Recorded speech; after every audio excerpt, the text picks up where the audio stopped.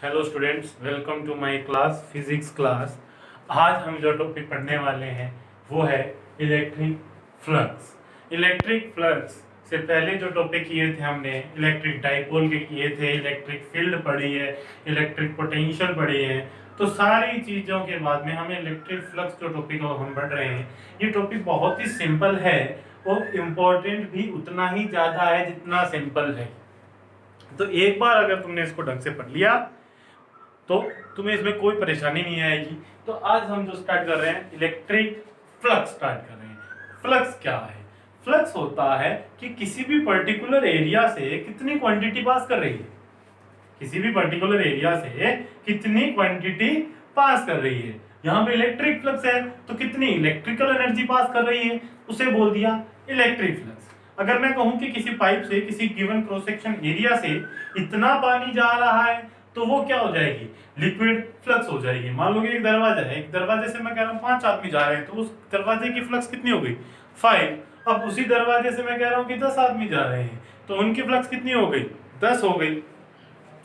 जैसे कि ये है, मैं कहता हूँ कि यहाँ से 2 आदमी गए तो फ्लक्स 2 हो गई। इस दरवाजे से अगर 3 आदमी जा रहे हैं तो फ्लक्स 3 हो जाएगी। 4 जा रहे हैं एक टाइम पे तो कितनी हो जाएगी? 4 हो जाएगी। अगर मैं कहूँ कि ये एक पाइप है और एक पाइप से पानी आ रहा है बाहर, तो जितना पानी इस क्रॉस सेक्शन से निकल रहा है वो क्या हो जाएगी? लिक्विड फ्लक्स हो जाएगी, ये ह्यूमन फ्लक्स हो जाएगी। तो इसी प्रकार अपना टॉपिक जो है आज वो क्या है? Electric flux. क्या है? इलेक्ट्रिक फ्लक्स है। तो इलेक्ट्रिक फ्लक्स क्या होता है? Electric flux is total number of electric field line passing normal to a surface। एक सरफेस के परपेंडिकुलर कितने इलेक्ट्रिक फील्ड लाइंस जा रही हैं वो क्या है? मेरा इलेक्ट्रिक फ्लक्स। कैसे सर? भैया मान लो कि ये मेरा एक सरफेस, एक फ्रेम लिया, एक वायर फ्रेम, मतलब ये एक मेरा एरिया हो गया, ये क्या है? एक एरिया हो गया। अब मैंने कहा कि मान लो कि इधर से इलेक्ट्रिक फील्ड लाइंस आ रही है, इधर से क्या आ रही है? इलेक्ट्रिक फील्ड लाइंस आ रही हैं। तो जितनी इलेक्ट्रिक फील्ड लाइन इसको क्रॉस करेंगी वो क्या हो जाएगी? Electric flux. मान लो कि मैंने कहा कि इधर से इलेक्ट्रिक फील्ड लाइंस आई और 5 इलेक्ट्रिक फील्ड लाइन ने इसको क्रॉस किया, तो इलेक्ट्रिक फ्लक्स कितना हो गया? 5 हो गया। इलेक्ट्रिक फ्लक्स कितना हो जाएगा? 5 हो जाएगा। तो सिंपल सी बात है यहां से कि मैं क्या लिख सकता हूं कि flux is directly proportional to electric field. कैसे सर? भैया बात, अगर मैंने कहा कि इधर से 5 इलेक्ट्रिक फील्ड लाइन और 5 इसको क्रॉस किया तो फ्लक्स कितना हो गया? 5। मैंने कहा इधर से 10 आई और मान लो इधर से 10 निकले तो कितना हो जाएगा? फ्लक्स 10 हो जाएगा। डायरेक्टली प्रोपोर्शनल है, उतनी एनर्जी इससे इलेक्ट्रिक फील्ड बढ़ेगी तो number of electric field line इससे जो क्रॉस कर रही है वो भी तो बढ़ रही है ना, और वो भी बढ़ रही है तो फ्लक्स बढ़ेगा। तो electric flux is directly proportional to electric field.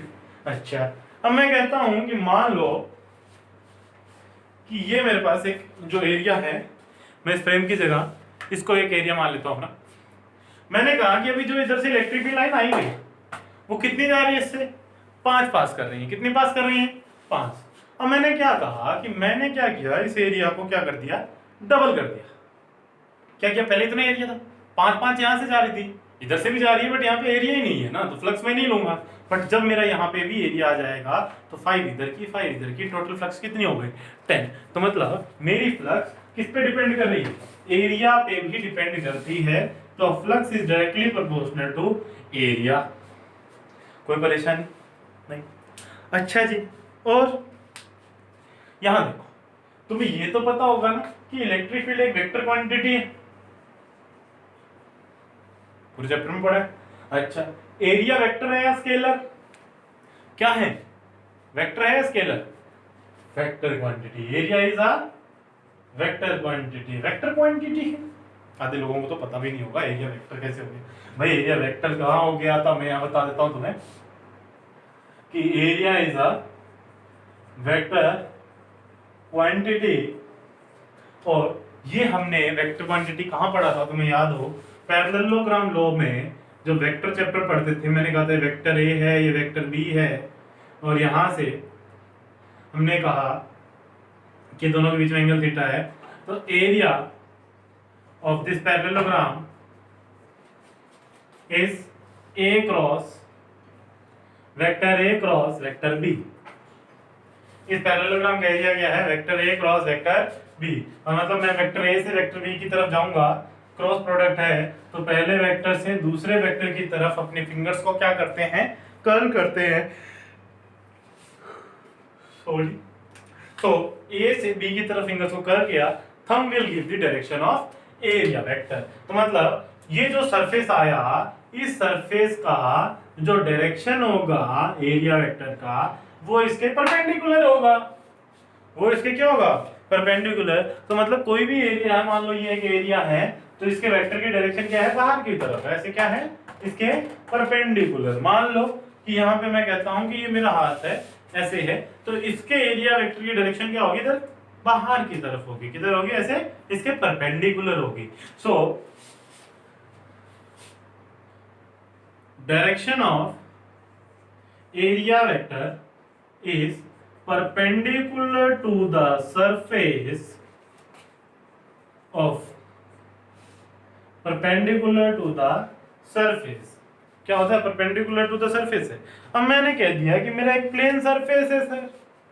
क्या है? मान लो कि ये क्या है? मेरा एक प्लेन सरफेस है ना। ये इस प्लेन सरफेस के जो एरिया डायरेक्शन होगी वो इधर भी हो सकती है और इधर भी हो सकती है, दोनों तरफ हो सकती है सर। परपेंडिकुलर तो आपने थोड़ी कहा है कि इस साइड होगी या इस साइड होगी। तो फॉर अ प्लेन सरफेस मेरे पास दोनों ही एरिया वेक्टर की डायरेक्शन है और मैं अपनी मर्जी से कोई भी डायरेक्शन को एरिया वेक्टर का डायरेक्शन मान सकता हूं।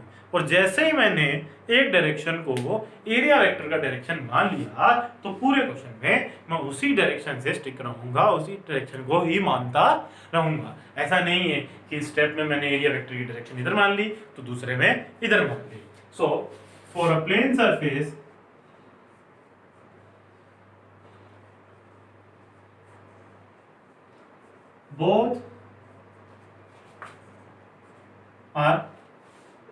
both sides are direction of area vector, but we take only one direction as area vector and stick to it for whole problem। मतलब पूरे क्वेश्चन के लिए मैं उसी डायरेक्शन को स्टिक करूंगा। समझ में आई बात? नेक्स्ट है for a closed body. Close body के लिए क्या होगा भाई? मान लो कि ये अपने क्या है? एक क्लोज बॉडी। क्लोज बॉडी है तो ये वाला जो सरफेस है, इस सरफेस के लिए देखिए परपेंडिकुलर डायरेक्शन तो ये भी है और ये इधर भी है परपेंडिकुलर इस सरफेस के, तो उधर भी है और इस डायरेक्शन में भी है। बट ये प्लेन ना होने की वजह से इसमें जो मैं एरिया वेक्टर की डायरेक्शन लेता हूं वो परपेंडिकुलर टू द सरफेस तो लेता ही हूं, बट आउटसाइड दी बॉडी होता है। क्या होता है? मतलब ये अंदर की तरफ हो गया, ये बाहर की तरफ हो गया, तो कौन सा वेक्टर लेता हूं मैं? Outside the body. For close body direction of area vector is perpendicular to the surface and outside the body. Outside the body. तो ये क्या था? हमारा एरिया वेक्टर के बारे में बातें थी कि इस प्रकार हम अपने एरिया वेक्टर को लिख सकते हैं। तो मैं फिर से बताता हूं कि एक एरिया वेक्टर, एक एरिया क्या है? वेक्टर क्वांटिटी है और उसकी डायरेक्शन क्या होती है? परपेंडिकुलर टू द सरफेस होती है। और हमेशा एक प्लेन सरफेस के लिए मैं दोनों तरफ को एरिया वेक्टर डायरेक्शन है मेरे लिए, बट मैं क्वेश्चन में दोनों तो नहीं ले सकता, एक ही डायरेक्शन लूंगा। बट जिस डायरेक्शन को मैंने एरिया वेक्टर का डायरेक्शन मान लिया, मेरे लिए पूरी प्रॉब्लम में वही डायरेक्शन क्या होगा? एरिया वेक्टर की डायरेक्शन होगी। और फॉर अ क्लोज बॉडी मैं क्या लूंगा? सरफेस के ही परपेंडिकुलर होगी मेरी एरिया की डायरेक्शन, बट जो डायरेक्शन लूंगा क्लोज बॉडी के लिए वो क्या होगी? हमेशा बॉडी से बाहर की तरफ की डायरेक्शन होगी। So for a close body direction of area vector is perpendicular to the surface and outside the body. किसी को कोई परेशानी? तो ये क्या था मेरा एरिया वेक्टर। तो इसको एक बार लिख लीजिए, मैं इसको साफ कर रहा हूं फिर। सो स्क्रीन पॉज करके इसको उतार लो।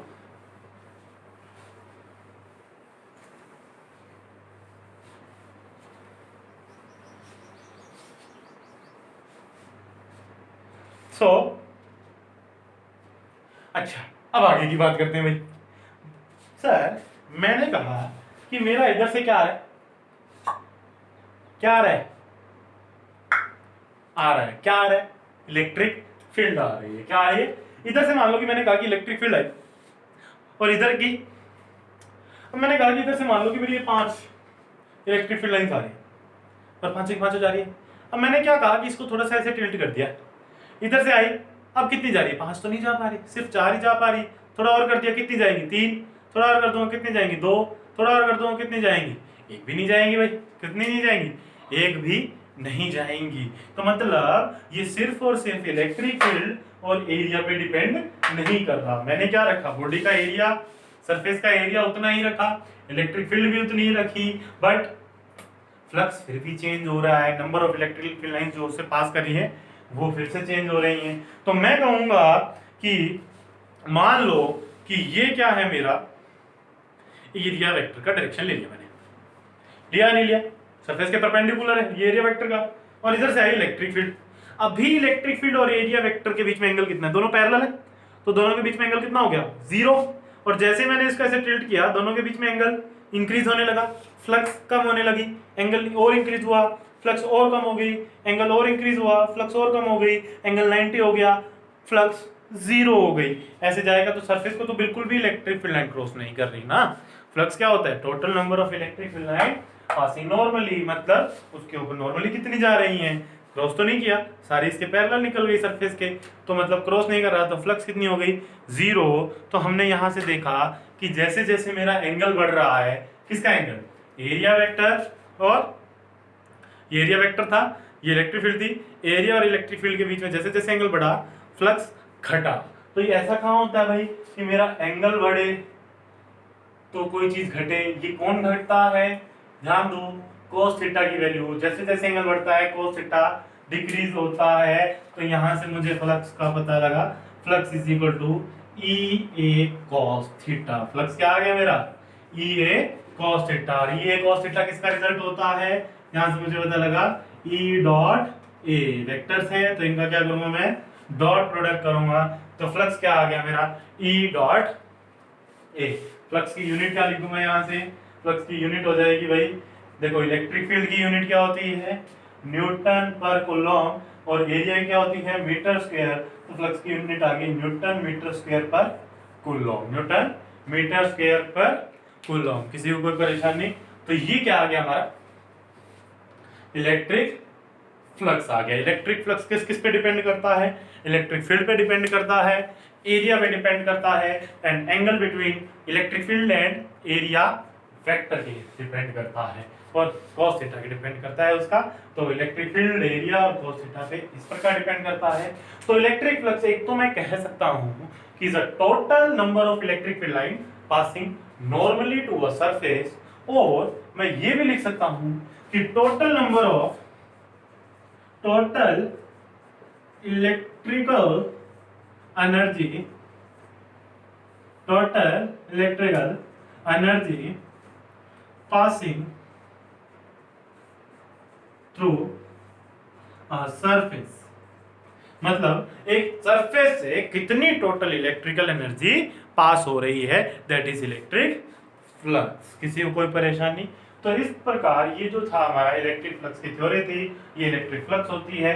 अब इलेक्ट्रिक फ्लक्स के एग्जांपल्स जो आएंगे वो कैसे आएंगे, क्वेश्चंस कैसे आते हैं, उनको हम देखते हैं। सबसे पहले एग्जांपल, सबसे छोटा सा बच्चा एग्जांपल, थोड़ा सिंपल सा है कि मैंने कहा कि मान लो कि ये हमारे पास वाई एक्सिस है, ये एक्स एक्सिस है, और ये जेड एक्सिस है, और इसमें मैंने एक प्लेन ले लिया एक्स जेड प्लेन, और इसका एरिया ले लिया 10 मीटर स्क्वायर। और मैंने कहा कि जो मेरी इलेक्ट्रिक फील्ड है वो है ऐसे जा रही है, making an angle 30 degree with x axis. X axis के साथ कितना एंगल बनाया इसने, 30 डिग्री बनाया।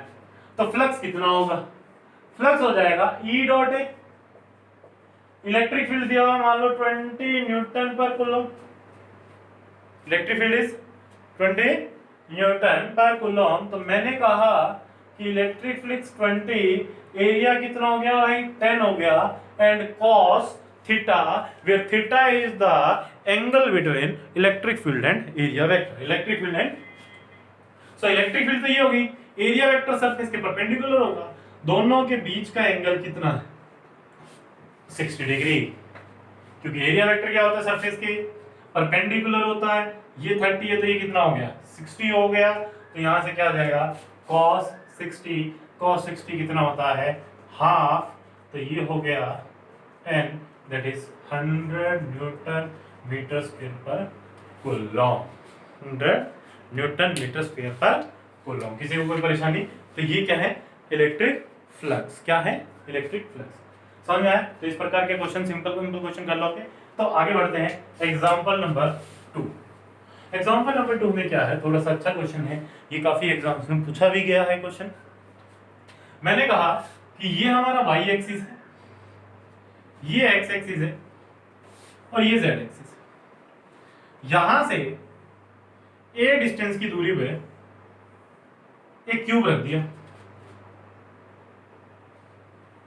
यहां से a डिस्टेंस की दूरी पे क्या रखा एक क्यूब रख दिया भाई हमने, cube of side a, cube की साइड कितनी है a, और यहां पे जो इलेक्ट्रिक फील्ड है वो इस डायरेक्शन में है, that E is equal to E not I cap. कितनी E is equal to E not I cap. पूछा क्या हमसे, find flux net, net flux. Flux क्या बताया था मैंने, एक सरफेस से जो एनर्जी पास कर रही है that is electric flux, electrical energy जो पास कर रही है दैट इज इलेक्ट्रिक फ्लक्स। तो यहां देखिए ये वाले सरफेस पे एरिया वेक्टर इस डायरेक्शन में, यहां पे एरिया वेक्टर नीचे की तरफ है, यहां पे एरिया वेक्टर पीछे वाले सरफेस में उधर है, और यहां पे एरिया वेक्टर बाहर की तरफ है। मैं दिखा देता हूं, यहां देखो ये सरफेस ऊपर वाला, इसको नाम दे देता हूं मैं A B C D E F G H। ये तो मैंने कहा कि जो नेट फ्लक्स आएगा वो flux through A B C D, flux through G H E F, flux through A B G H,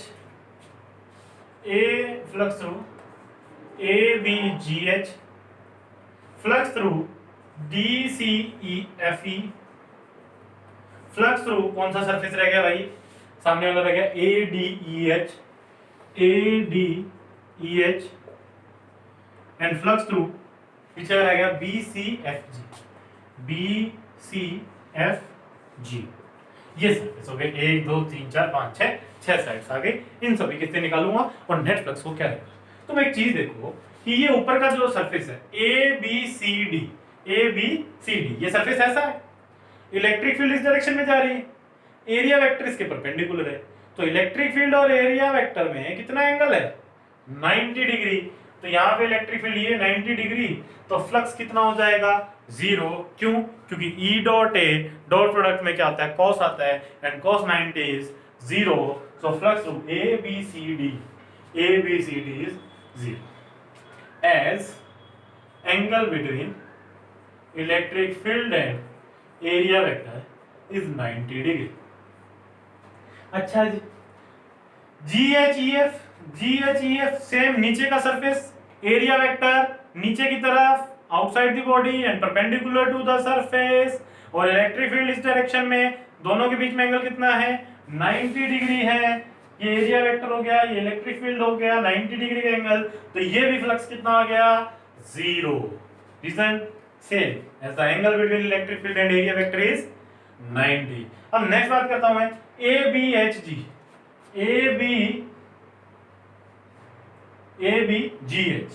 ABGH, ये वाला सरफेस। यहां देखिए मैंने कहा कि इलेक्ट्रिक फील्ड तो इस डायरेक्शन में E नॉट, एरिया वेक्टर क्या होगा बाहर होगा, ये वाले सरफेस की बात कर रहा हूं, इलेक्ट्रिक फील्ड क्या होगा इस डायरेक्शन में E नॉट आई कैप, और एरिया वेक्टर क्या है आउटसाइड द बॉडी होगा ना, perpendicular to the surface and outside the body, तो इस डायरेक्शन में होगा, और एरिया कितना है A स्क्वायर, कितना है A स्क्वायर, दोनों के बीच में एंगल कितना हो गया भाई 180 डिग्री। तो क्या लिखा जाएगा E not A square cos 180 that is equal to कितना आ गया कॉस 180 कितना होता है -1 होता है। तो ये कितना हो जाएगा minus E not A square minus E not A square. किसी और कोई परेशानी? अब क्या बात करूंगा डी सी एफ ई ये वाला सरफेस, यहाँ पे इलेक्ट्रिक फील्ड इस डायरेक्शन में है ई नॉट, एरिया भी इसी डायरेक्शन में होगा ए स्क्वायर, और दोनों के बीच में एंगल कितना 0, दोनों के बीच में एंगल कितना 0। तो ये कितना हो गया E not A square cos 0 that is equal to E not A square. कोई परेशानी किसी को यहाँ पे? ओके ठीक है। नेक्स्ट आता है ए डी ई एच, ये सामने वाला सरफेस, यहाँ देखिए सामने सरफेस है जो, इसमें क्या है कि एरिया वेक्टर तो इस डायरेक्शन में होगा और इलेक्ट्रिक फील्ड इस डायरेक्शन में, दोनों के बीच में एंगल कितना हो गया भाई? अरे यहाँ देखो मैं दिखाता हूँ कि इलेक्ट्रिक फील्ड तो मेरा इस डायरेक्शन में है और एरिया इसके परपेंडिकुलर, दोनों के बीच में एंगल कितना है 90 है ना। तो कितना हो गया 90, तो ये फिर से 0 as angle between electric field and area vector is 90 degree. अच्छा, और इसी प्रकार बी सी एफ जी, ये भी पीछे की साइड यही सेम, एरिया वेक्टर इधर, इलेक्ट्रिक फील्ड इस डायरेक्शन में, दोनों के बीच में एंगल 90, तो फ्लक्स 0, रीजन सेम, सभी को ऐड कर दूंगा 0 + 0 + 0 + 0 तो 0 हो गए। इन दोनों को ऐड करूंगा तो कितना आएगा minus E not A square और दूसरा ई नॉट ए स्क्वायर, तो flux net is equal to 0। Net flux कितना आ गया 0। तो इस क्वेश्चन का रिजल्ट क्या है अपना 0। कोई परेशानी, कोई दिक्कत नहीं, ठीक है। तो नेक्स्ट करते हैं हम, इसी प्रकार की प्रॉब्लम है हमारी सेम, बस उसमें डिफरेंस आ जाएगा कि हमने अभी इस क्वेश्चन में जो इलेक्ट्रिक फील्ड लिया था वो क्या लिया था कांस्टेंट लिया था, बट नेक्स्ट प्रॉब्लम में हम जो इलेक्ट्रिक फील्ड लेने वाले हैं वो कांस्टेंट नहीं लेंगे। तो ये मान लो कि क्या अपना y एक्सिस है, ये x एक्सिस है और ये z एक्सिस है। मैंने कहा कि ये अपना एक क्यूब है जिसकी साइड कितनी है a है, साइड कितनी है a है, क्यूब ऑफ साइड a, ये जो इस ओरिजिन से डिस्टेंस है इसका साइड का कितना है a है, मतलब a डिस्टेंस पे क्यूब रखा हुआ है। हमने जो यहाँ पे इलेक्ट्रिक फील्ड लिया जो भी E is equal to E naught x I cap, E is equal to E naught x I cap, मतलब कि अपना जो इलेक्ट्रिक फील्ड है वो अब कांस्टेंट नहीं है। पहली बात, जो मेरी ये चार साइड थी A B C D E F G H, ठीक है। तो यहाँ देखिए flux through A B C D, flux through G F E H, flux through B C G F, flux through A D E H, ये इन चारों के around flux कितना है। चारों सरफेस देख लीजिए, एक नीचे का सरफेस है, एक ऊपर का है, एक पीछे का है और एक आगे का है। तीनों सरफेस में पिछली प्रॉब्लम में मैंने समझा दिया था, इसलिए मैं नहीं करवा रहा हूं। तुम खुद देख सकते हो कि एरिया वेक्टर और इलेक्ट्रिक फील्ड वेक्टर दोनों एक दूसरे के क्या हैं परपेंडिकुलर हैं, और दोनों एक दूसरे के परपेंडिकुलर हैं, इसलिए हम क्या कह सकते हैं उन दोनों के बीच में एंगल 90 डिग्री है। और जैसे ही एंगल 90 हो जाता है डॉट प्रोडक्ट फ्लक्स क्या होता है, flux is dot product E dot A, flux को हम रिप्रेजेंट करते हैं फाई से, ध्यान रखो। तो फ्लक्स क्या है अपना dot product that is E dot A, इन दोनों का रिजल्ट क्या आता है E cos theta, E A cos theta, where theta is a angle between electric field and area vector, और दोनों के बीच में इन चारों सरफेस के लिए एंगल 90 डिग्री है और cos 90 0 होता है, इसलिए इन चारों में फ्लक्स 0 आएगा,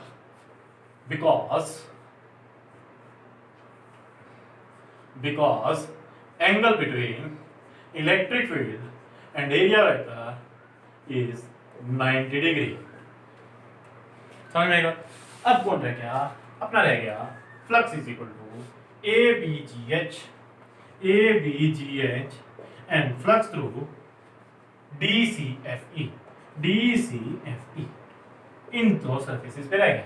यहाँ की बात करूं, यहाँ पे जो इलेक्ट्रिक फील्ड आएगा that is equal to E naught x I cap, where x is जो पोजीशन है मेरा एक्स कोऑर्डिनेट, वो यहाँ से यहाँ तक का कितना डिस्टेंस है ए, और यहाँ से यहाँ फिर से ए, तो टोटल डिस्टेंस यहाँ से यहाँ कितना हो गया है? दिस डिस्टेंस इज 2a, और ये डिस्टेंस कितना है?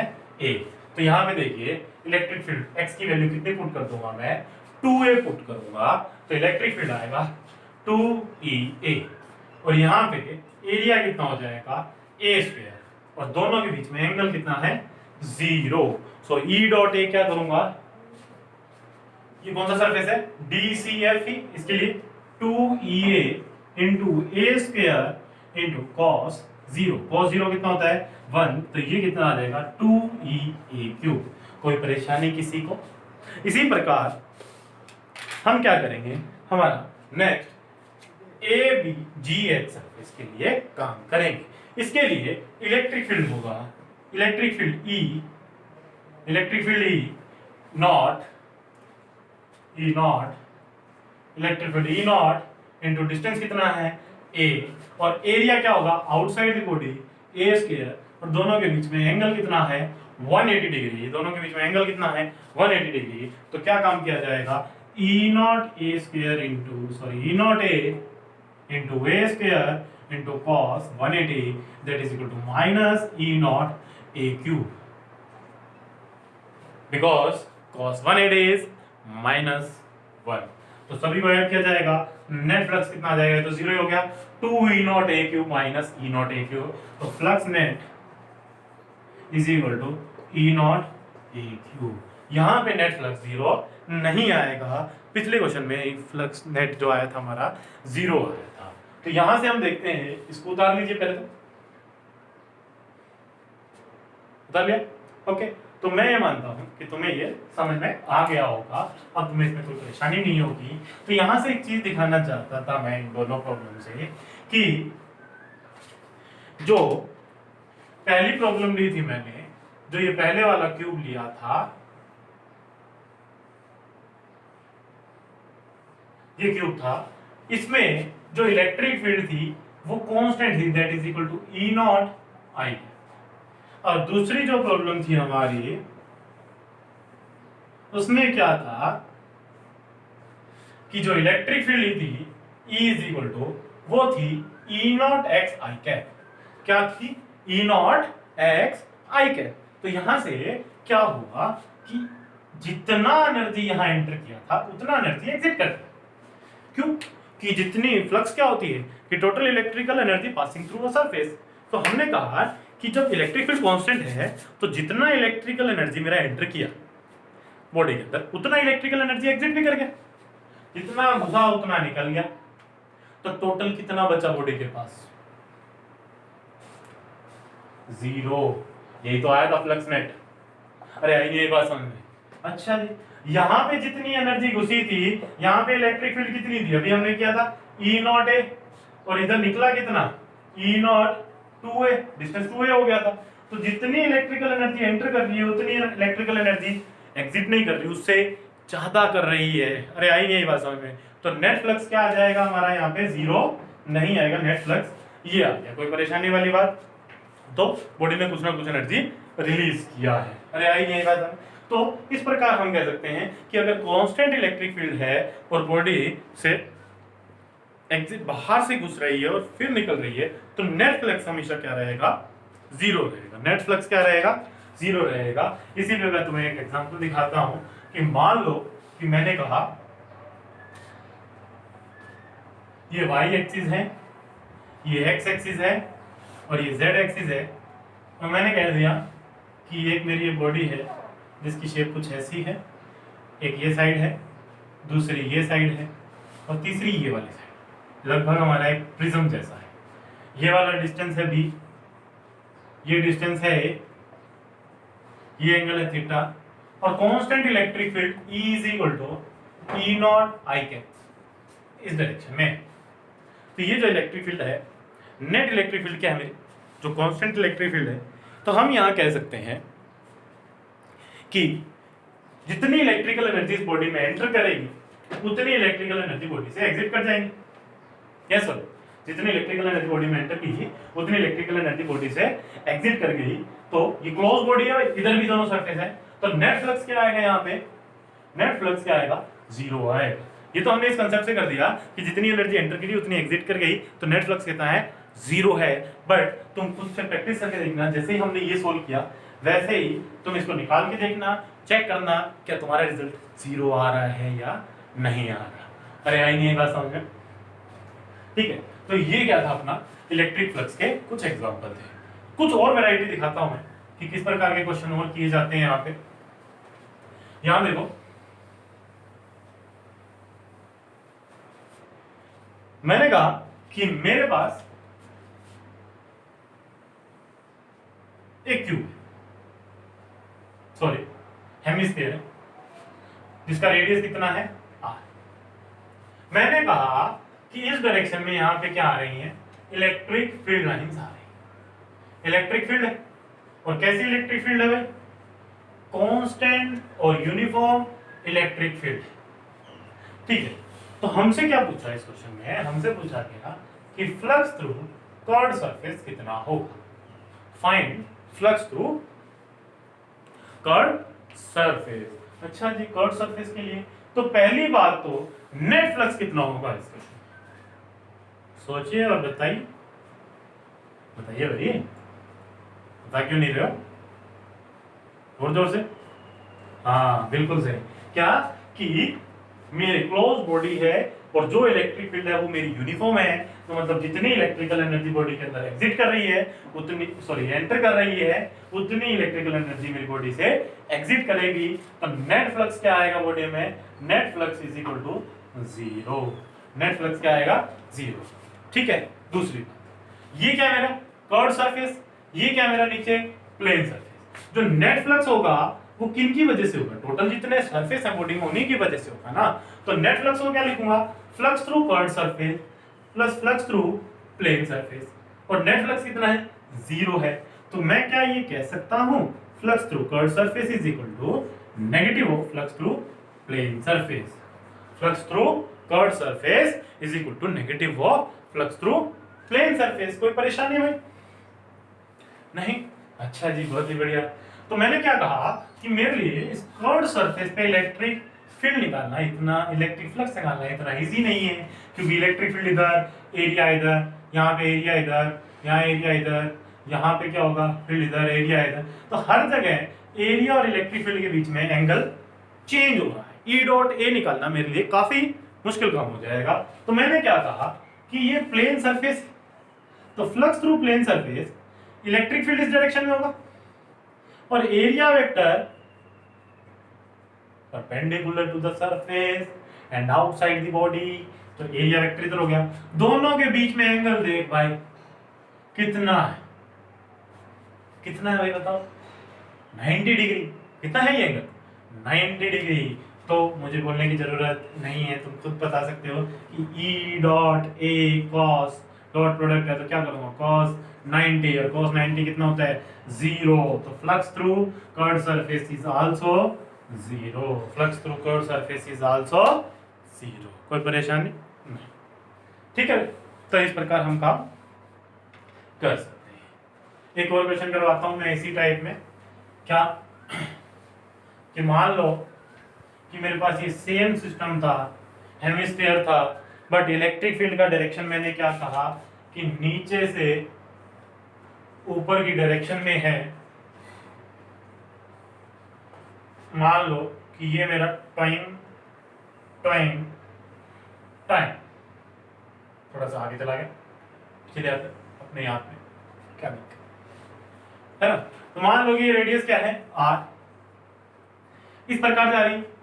तो अभी भी मुझे पूछा गया कि फ्लक्स थ्रू कर्व्ड सरफेस बताओ भाई कितना है, तो मुझे अभी भी पता है सर नेट फ्लक्स कितना है, zero, because electric field is uniform. ध्यान रखना, यूनिफॉर्म इलेक्ट्रिक फील्ड, बार बार बोल रहा हूं, अगर यूनिफॉर्म इलेक्ट्रिक फील्ड नहीं हुआ तो नेट फ्लक्स जीरो नहीं होगा। और इसको मैं क्या लिख सकता हूं, flux through curved surface plus flux through plane surface. क्या लिख सकता हूँ? Flux through curved surface plus flux through plane surface लिख सकता हूँ। और मुझे पता लगा यहाँ से flux through curved surface is negative of flux through plane surface. कोई परेशानी यहाँ पे किसी को? No sir. ये आवाज सुनने की बहुत इच्छा हो रही है ना? तो यहाँ देखिए flux through curved surface is equal to negative of flux through plane surface. यहाँ देखिए कि कर्व्ड सरफेस पे तो मेरा वही सेम प्रॉब्लम, एरिया अलग अलग एंगल बनाएगा। यहाँ पे जो है एरिया और अलग एंगल बनाएगा। तो मेरे लिए वो निकालना इतना आसान काम नहीं है ना, मुश्किल सा काम है। ठीक है, तो इसलिए मैंने क्या कहा कि इलेक्ट्रिक फील्ड इस डायरेक्शन में और एरिया वेक्टर इस डायरेक्शन में आउटसाइड दी बॉडी। तो कितना हो जाएगा? पाई आर स्क्वायर, और दोनों के बीच में एंगल कितना? 180। तो flux through plane surface is equal to electric field E pi are square into cos 180 that is equal to minus E pi are square. कोई परेशानी? तो flux through curved surface is minus of minus E pi are square, E pi are square minus minus plus हो जाएगा ई pi are square. कोई परेशानी भाई किसी को? कोई दिक्कत? तो ये मेरा क्या आ गया? Flux through curved surface. बड़ा इजी सा है, कोई दिक्कत नहीं है। इसी प्रकार का सेम एक और क्वेश्चन देता हूं। उसमें क्या है? चार्ज को रखा हमने, स्क्रीन को पॉज करके पहले खुद से करिए और कमेंट बॉक्स में बताइए कि किस किस ने ये क्वेश्चन खुद से निकाल था, किस किस से नहीं निकला। भाई ये मत सोचना कि हमसे नहीं निकला तो नहीं, खुद बताना कि सर मुझसे नहीं निकला, और देखने के बाद में मुझे समझ में आ गया। ठीक है, तो मैंने कहा कि ये रेडियस कितना है? आर है। यहाँ पे सेंटर में मैंने चार्ज क्यू रख दिया और ये हेमिस्फीयर है। Find flux through plane surface, flux through curved surface, flux net. ये तीनों चीजें बतानी। क्या करना है? ये तीनों चीजें बतानी। तो क्या करूंगा मैं? यहां चार्ज रखा, पॉजिटिव चार्ज है। पॉजिटिव चार्ज की वजह से क्या होती है? इलेक्ट्रिक फील्ड लाइन बाहर की तरफ जाती है। पॉजिटिव चार्ज की वजह से क्या होती है? इलेक्ट्रिक फील्ड लाइन बाहर की तरफ जाती है। तो मैंने बनाई तो वो कुछ इस प्रकार बनी कि इलेक्ट्रिक फील्ड लाइन इधर इधर इधर इधर इधर इधर इधर इधर, और ये तो हो गया ऊपर का पार्ट, चारों तरफ होगी ना, ये ऐसे एक मतलब कटोरेट है, कटोरा उल्टा है, तो चारों तरफ इधर इधर इधर इधर इधर हर डायरेक्शन होगी। और ये जो सरफेस है प्लेन, इसमें भी चारों तरफ होगी, इसमें भी चारों तरफ होगी। तो इधर इधर इधर इधर इधर इस डायरेक्शन में, इस डायरेक्शन में। तो एक चीज देखो कि मैं कह सकता हूं कि मेरे पास ये जो सरफेस है नीचे का प्लेन सरफेस, ये ऐसा है, और इस पे मैंने एक चार्ज क्यों रख दिया? यहाँ क्या रखा है? एक, मान लो कि यहाँ पे क्या रखा हमने? एक चार्ज क्यों रख दिया?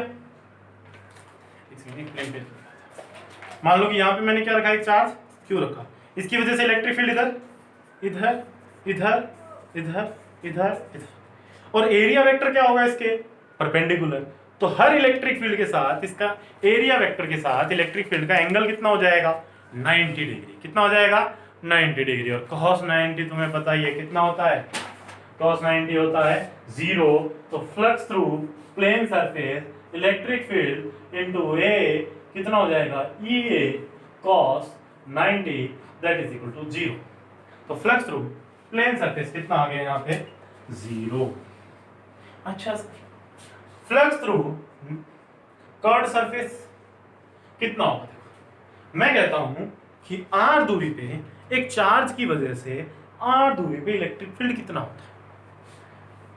r दूरी पे कितना होता है electric? kq by r square. Electric field कितना है? kq by r square, kq by r square, kq by r square, kq by r square, kq by r square, kq by r square. तो मतलब हर जगह surface पे electric field क्या है? Same. और एरिया की देखो, एरिया क्या होता है? Perpendicular to the surface. और परपेंडिकुलर क्या होता है? नॉर्मल आता है जो सेंटर से, सर्कल के लिए तो ये होता है। तो एरिया वेक्टर इधर, एरिया इधर, एरिया इधर, एरिया इधर, एरिया। तो मतलब हर जगह इलेक्ट्रिक फील्ड और एरिया में एंगल कितना है? 0। कितना है? 0। तो E dot dA cos 0 that is equal to ED। और एरिया कितना हो गया? Curve surface area of hemisphere कितना होता है भाई? शायद 2 पाई आर स्क्वायर होता है। तो कितना आ गया है? 2 पाई आर स्क्वायर इंटू ई। कोई दिक्कत, कोई परेशानी नहीं। तो ये क्या आ गया है? Flux through curve surface. ठीक है भाई। अच्छा जी, तो नेट फ्लक्स कितना आएगा? Flux net is equal to flux through curve surface plus flux through plane surface, and flux through plane surface is 0, तो net flux is equal to flux through curve surface and that is equal to 2 pi are square E. तो ये क्या आ गया मेरा? Net flux आ गया। तो ये जो काम था हमारा इलेक्ट्रिक फ्लक्स का था, मुझे लग रहा है कि तुम्हें लगभग सब समझ में आया होगा। नहीं आया तो तुम एक बार फिर से रिपीट कर सकते हो, और अगर कोई डाउट है किसी भी प्रॉब्लम में तो मुझसे पूछ सकते हो। ठीक है, ठीक है। और नेक्स्ट जो वीडियो बनाएंगे हम, वो बनाएंगे Gauss law and application of Gauss law. आज के लिए इतना काफ़ी। Okay, thank you.